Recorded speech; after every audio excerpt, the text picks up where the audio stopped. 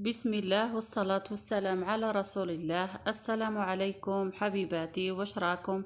واش حوالكم؟ ان شاء الله كامل تكونوا بخير. شوفوا اليوم حبيباتي، اليوم جبت لكم حاجة باهية وخفيفة وظريفة وسهلة في نفس الوقت. جبت لكم مسمنات، وعلى بالي باللي ناس كامل تعرفها، بس انا قلت نشاركها مع احباباتي. على بالي ما عنديش متتبعات بزاف، وعلى بالي القناة تاعي راهي صغيرة. مع ذلك شكرا على اللي التحق بالقناة تاعي، وشكرا لكل من دار ابوني. ونقول لكم حبيباتي ربي يحفظكم وربي يخليكم ليا. واليوم جبت لكم هذا المسمنات، وعلى بالي اذا درتوهم بالطريقة هذه راح يعجبوكم ويجيكم ولا اروع، خصيصا لانه اطفالنا اليامات هذو يعني اليوم بداو الامتحانات.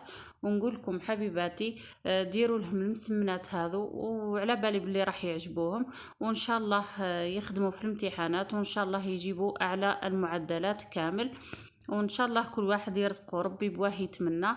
وشوفوا حبيباتي الوصفة تاع اليوم راهي تقليدية، ما فيها حتى اضافة، ما درت فيها حتى حاجة جديدة. يعني درتها بالطريقة اللي كانوا امهاتنا بكري يديروهم. شوفوا حبيباتي، حاولت ندير لكم مقادير مضبوطة، وان شاء الله تنجحوا فيها. وعلى بالي بلي كاين بزاف اللي يعرفوها، وانما انا بغيت ندير معاكم، نشاركها معاكم في القناة تاعي، وان شاء الله تعجبكم كيما قلت لكم. ونروحوا مباشرة الى المقادير. شوفوا حبيباتي، نبدا لكم الساعة. راني كيلت بهذيك بورتمونجي صغيرة خلاص. درت 3 كيلات سميد متوسط، واذا عندك رطب ديري، المهم الاحسن ما يكونش خشين السميد تاعك.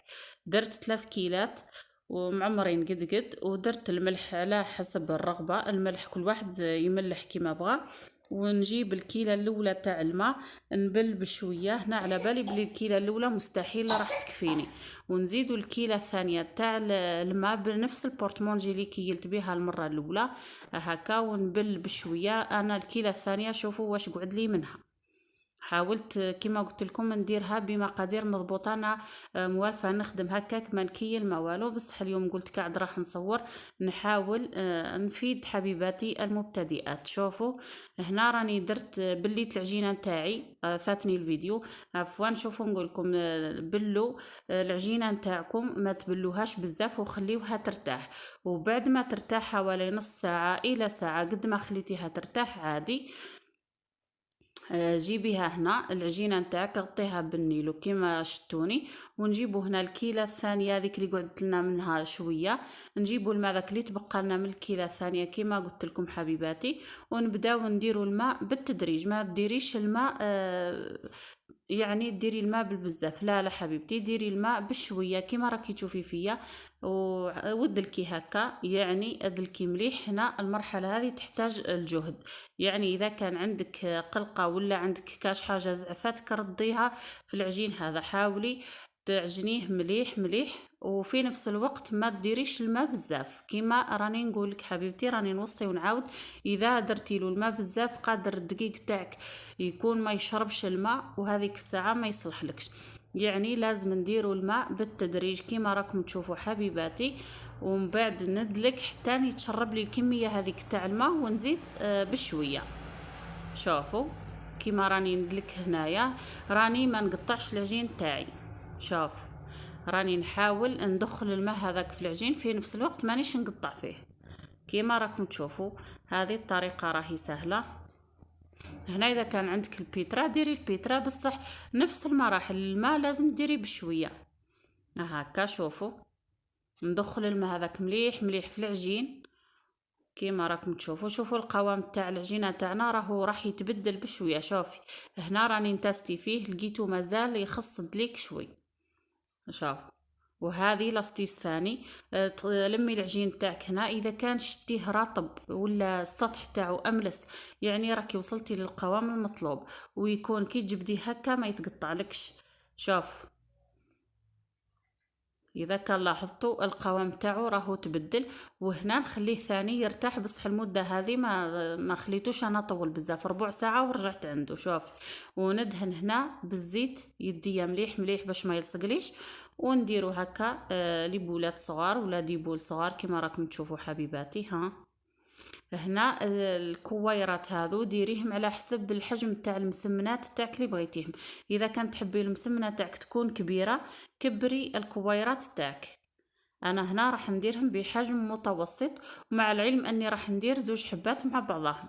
يعني هكا كي نصغر شويه الكويرات تاعي، كي نديرهم زوج مع بعضهم راح تجي مسمنه ما هيش كبيره بزاف وما هيش صغيره بزاف. للامانه انا العجين هذه راني عجنت منها، درت النص درته محاجب، والنص الثاني اللي شدوه دركا في القصعه هذوك هما ولا هذيك هي الكويرات اللي درتهم المسمنات هكا. كاين على بالي بلي راهم يديروا بزاف اضافات، دركا يديروا خميره كيميائيه، يديروا السكر باش يحمر لك العجين.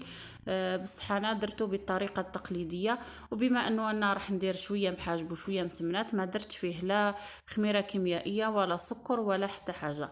يعني اذا بغيتيهم يكونوا حمر شويه اكثر من هكا ديري مغرف صغيره برك تاع السكر، ما تكثريش السكر باش ما يتحرقلكش العجين تاعك كي طيبيه ومن الداخل يقعدوا لك معجنين. انا على هذيك نفضل الطريقه التقليديه كيما راكم تشوفوا حبيباتي. الطريقه راكم شفتوها في الفيديو. انا درت لكم السمنه الاولى، وهنا راح نعاود لكم باش تفهموا مليح. شوفوا نجيبوا الحبه الاولى تاع ولا العجينه تاعنا الاولى اللي راح نديروها هكا، نحاولوا نحلوها. انا درت هنا في المايده، وكاين كل واحد كيفاه موالف يخدم.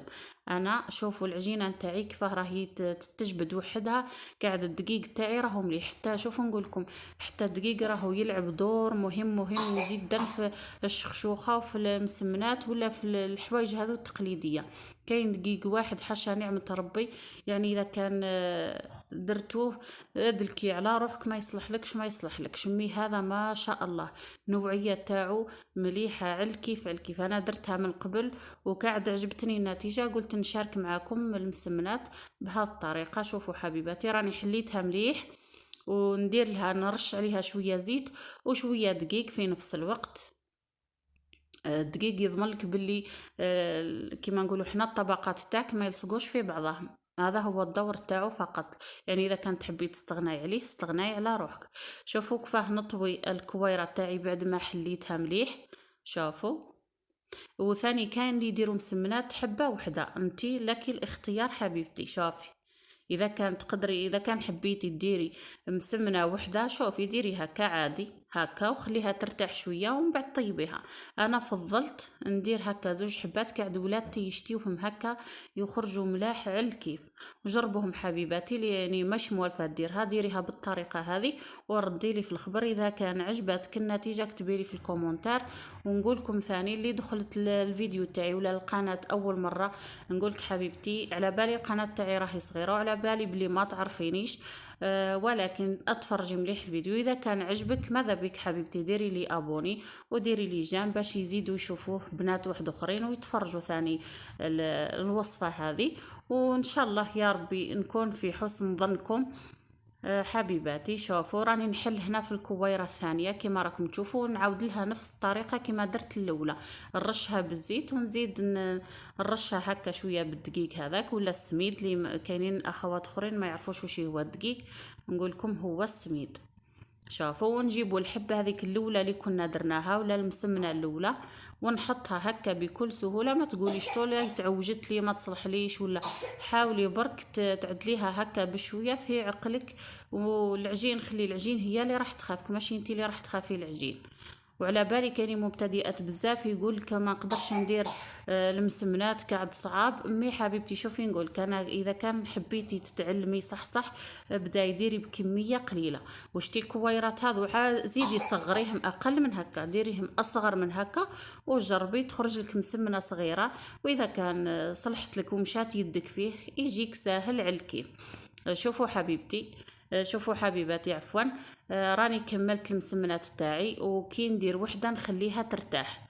ومن بعد كي نكمل الحبيبات تاعي ولا المسمنات تاعي كامل نروح عند الحبه الاولى اللي درتها ولا المسمنه الاولى اللي درتها ونزيد نحلها شويه فقط ونديرها طيب عادي كما راكم تشوفوا ونحطها. اذا كان ثاني ما تقدريش تهزيها هكا ننصحك حبيبتي ثاني ديري فوق البابي كويسون هذاك او يصلح لك ويجيك تجيك الحبه تاعك معدوله تماما وتجيك ثاني سهله باش تقدري تهزيها وتحطيها هكا فوق الطاجين. شافوا هنا بعد ما حطيت المسمنات تاعي، هنا الطاجين راهو سخون، وديري على نار هادئه تماما، ودهنيها هكا بالزيت، رشي عليها الزيت باش يطيب لك مليح. وعندي ملاحظه ثانيه، كي تحطي المسمنات تاعك ما تخليهاش حتى تحمر لك من التحت ومن بعد تقلبيها، لا لا، انا ما نديرش هكاك. انا نحط الحبه تاع المسمنه تاعي، نخليها حوالي دقيقه ولا وشيه، نبدا تما كي شغل تشيح لي برك شويه من التحت، ونقلب المسمنات تاعي هكا. وشوفوا النتيجة راهي قدامكم في الفيديو، ويبان لي ما كانش حاجة احسن التعبير كيما الفيديو، ولا كيما كي تشوف عينك. اها. والمسمنة ثاني واش يحبوا حبيباتي؟ يحبوا التحراك، لازم تحركيه، ما تخليهمش يطيبوا في فرد وضعيه حتى هكاك طيب لك جهه وجهه ما تطيبلكش. بصح كي تحركي يخرج لك الوجه كامل متماثل، ولا يكون عنده نفس الشكل ونفس اللون. ان شاء الله تكونوا فهمتوني حبيباتي، وان شاء الله نكون عند حسن ولا عند حسن ظنكم. كما قلت لكم انا راح نحاول نجيب لكم غير الوصفات التقليديه والوصفات السهله لاي وحده مبتدئه تشتي تتعلم ولا تشتي تدخل للكوزينه لاول مره. اتفرجي حبيبتي، ومنه هكا باذن الله راح نزيد لكم فيديوهات كما قلت لكم على وصفات تكون سهله، وماشي شرط تكون عندنا حوايج بزاف ولا مقادير بزاف باش نديروا حاجه مليحه. لا لا، كما كانوا يديروا امهاتنا بكري، كما قلت لكم حبيباتي، بحوايج هكا خفاف وبسيطين يقدروا يفرحوا ولادهم بابسط الطرق. وان شاء الله هذا هو الشعار تاعنا كما راكم تشوفوا حبيباتي. هذه هي النتيجه تاع المسمنات تاعنا، شوفوا النتيجه راهي قدامكم تعبر عن روحها كما نقولوا حنا. اذا كان عجبوكم نقولك حبيبتي نوضي دركا اعجني، وراهي سهله تقدري من العشيه يكونوا المسمنات تاعك واجدين، وحضريه من الاطفال كما قلت لك. وفي الاخير نقولكم ان شاء الله تعجبكم القناه تاعي، وان شاء الله نتلاقاو في الفيديوهات القادمه باذن الله على خير وبصحه جيده يا رب، وسلام.